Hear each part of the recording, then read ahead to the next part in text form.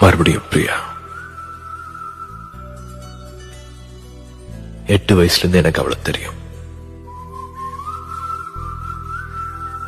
ஸ்ரேயாவோட best friend. நம்ம வீட்லயே எப்போதும் இருப்பா.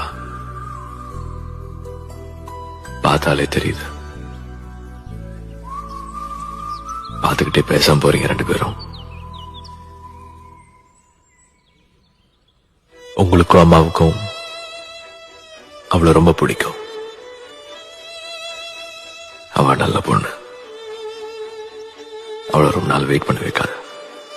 எனக்கு அது சரின்னு சொல்லிடு. ஒரு பையனும் பொண்ணும் வெறும் ஃப்ரெண்ட்ஸாவே இருக்க முடியாதுல்ல.